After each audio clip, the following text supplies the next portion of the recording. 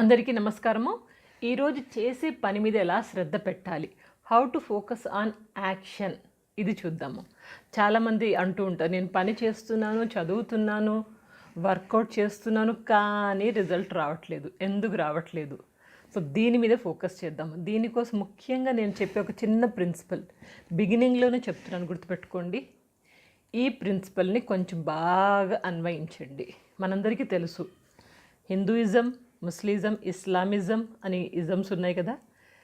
ఇవన్నీ కాకుండా మీరు ఫాలో అవ్వాల్సింది చిల్లిజం. చిల్లిజం అంటే కూల్గా ఉండడం, ప్రశాంతంగా ఉండడం, టెన్షన్ లేకుండా ఉండడం. ఇది అలవాటు చేసుకోండి.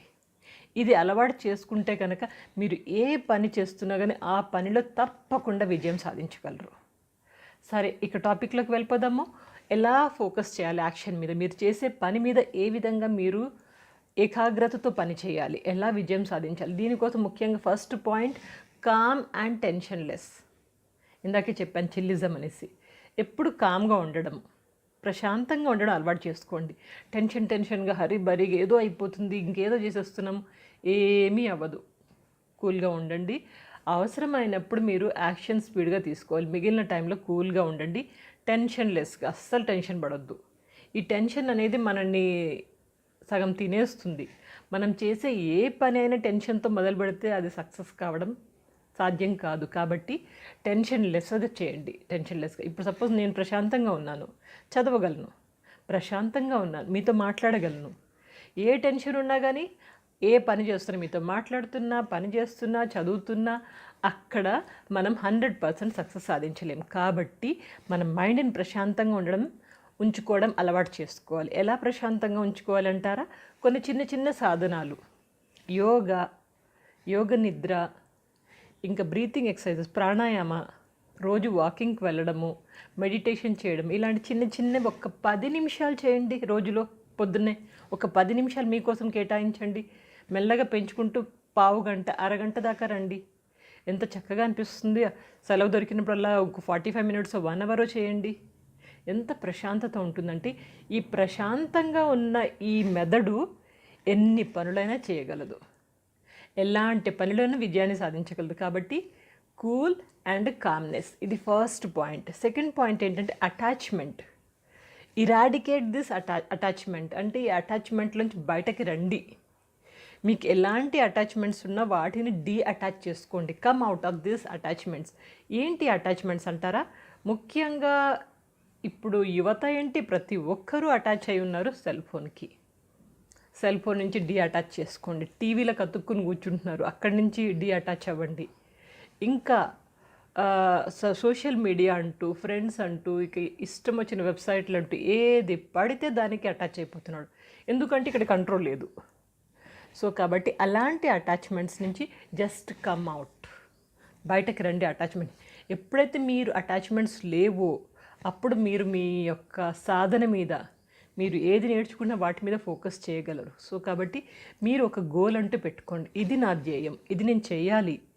సింప్లీ పెట్టుకుంటే సరిపోతుంది. దానికోసం వర్కౌట్ చేయడం కూడా నేర్చుకోండి. బాగా ప్లాన్ వేసుకోవడం, నెక్స్ట్ ఇది. అలా ఎప్పుడైతే మీరు తపనతోటి, లోపల రగిలిపోతున్న కోరికతో ఉండి ఇది సాధించాలి, సాధించేదాకా నిద్రపోను అనే ఫైర్, ఆ నిప్పు లోపల రగులుతుందో, ఈ అటాచ్మెంట్స్ ఏవి మిమ్మల్ని ఏమీ చేయలేవు. సో కాబట్టి come out of this attachments. మీరు చేసే లక్ష్యం మీద ఒక గోల్ పెట్టుకుని దాని మీద సాధన కోసం నిరంతరం ప్రయత్నం చేస్తూ ఉండండి. ఇక మూడవది ఏంటంటే ఫోకస్ ఆన్ యాక్షన్. యాక్షన్ అంటే ప్రజెంట్ మీదే ఫోకస్ చేయాలి. మీరు చేసే పని మీదే ఫోకస్ చేయాలి. మీరు చేసే పని మీద మీ ఒక ఏకాగ్రత అనేది ఉండాలి. ఎలా ఉండాలి అంటారా? దానికోసం చిన్న చిన్నవి పాటించండి.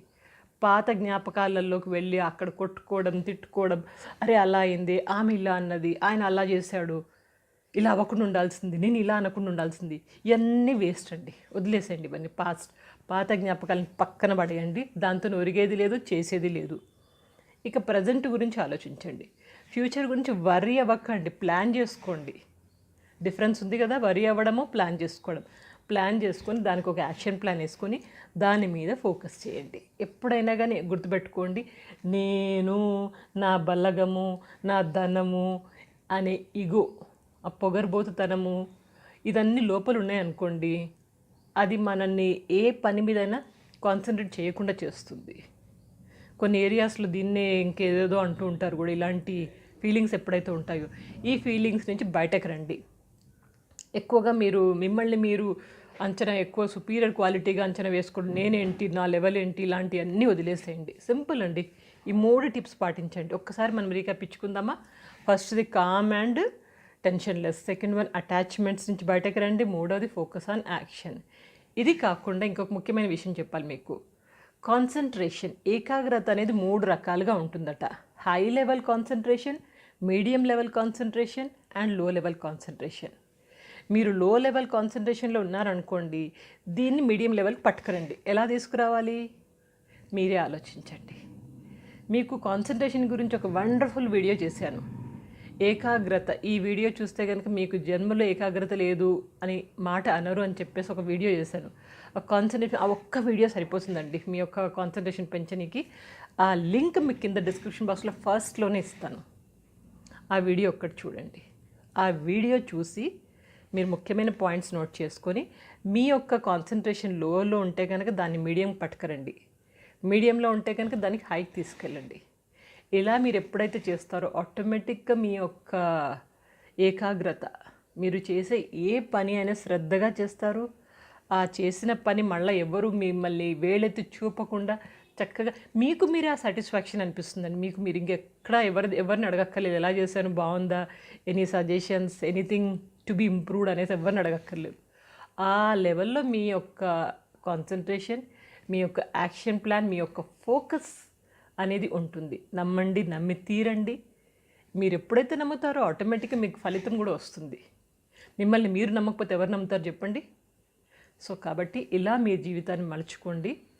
ఇంకా ఇలాంటి మంచి మంచి టాక్స్తో మీ ముందుకు వస్తూ ఉంటాను. అప్పటిదాకా ఎప్పుడు నవ్వుతూ, ఉత్సాహంగా, ఆరోగ్యంగా, ఉల్లాసంగా గెంతులు వేస్తూ ఉండండి. Take care. Good luck.